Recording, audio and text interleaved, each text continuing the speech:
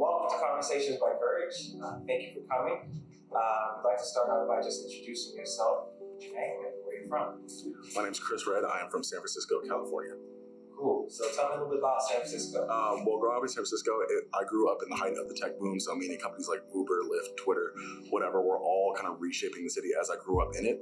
And that kind of caused me to explore all parts of the Bay. So like Oakland, Richmond, San Jose, places that no 14-year-old should be going alone, but why not? So I think that's what really exposed me to a ton of different types of culture and one of the things that I really, really enjoyed about growing up. Beyond that, it was my mom and I, and some other external family members, but most of the challenges that I faced, most of the things that I grew up with, it was just me and my mom. So this week we've been talking about heritage, healing, and hope on the road to 250.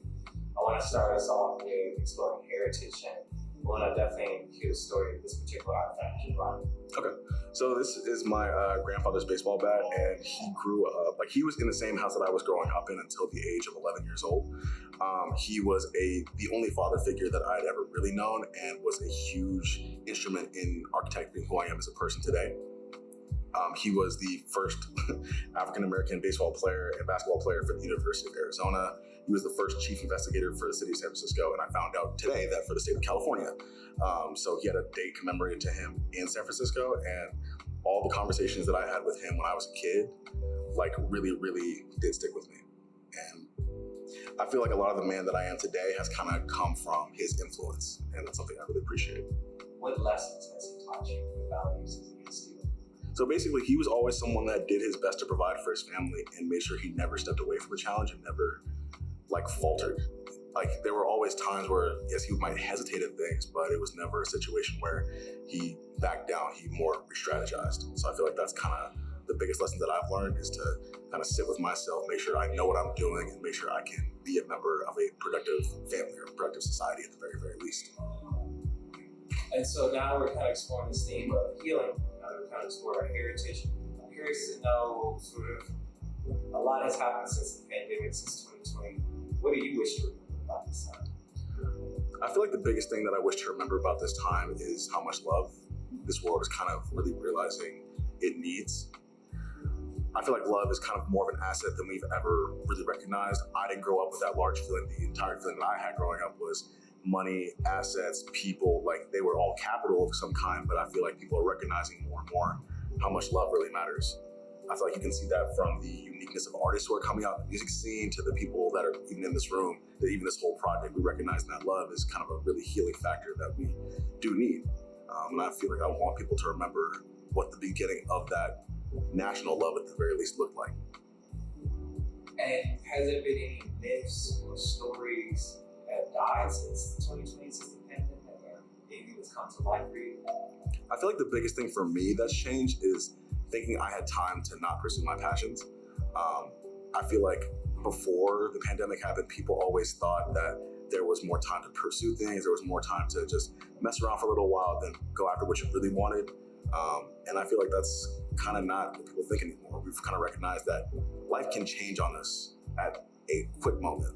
When the pandemic happened, I was at a community college and was on my way out and heading to a 4-year institution. And quite frankly, if it wasn't for the pandemic, I don't think I would have ended up in San Diego. I'm really grateful for that situation. I'm really grateful that I ended up moving here, but I'm not blind to the fact that, the pandemic really shifted my life. Yeah. I know you brought an artifact that spoke to me. Could you talk the story? Yeah, so this is a lighter that I bought in New York City on a trip that I went on when I was 19 by myself. I was supposed to go with a bunch of friends, but people kept canceling on me. But my plane ticket was booked, my Airbnb was already paid for. And I had a moment where I could either decide to rest and be afraid of the situation, or I could go and explore a city that I'd never been to. It was kind of funny. My mom didn't find out I was in New York City until she called me 2 days into my trip. And she was like, why didn't you tell me until before this? And I was like, I don't know. I didn't want you to be worried or scared. So, I really was recognizing that this is a first for me. It was a first time for me to really grow and to really be my own man, living outside of the expectations of my family, living outside of the perceptions of others. And I really value that experience because I think it changed the trajectory of my life on some levels, even more than the pandemic did. And now we're getting to this story about hope, looking into the future, thinking about the country changing. about 3 years reaching that major milestone to 50. Could you read the letter and the part of art that you created? Of course. So the topic of my letter is love. I want to be remembered for the love that I tried to give. The type of love people, myself included, need requires forgiveness and care. Learning to commit to myself requires love. Commitment to providing for my family and friends requires love. The world around us at this point post-pandemic is in its infancy when it comes to learning how much love can be an asset. I want to be remembered as a man who embraced every challenge in front of him. I want you to know that challenge and struggle can be signs of growth and of you doing exactly what you need to do.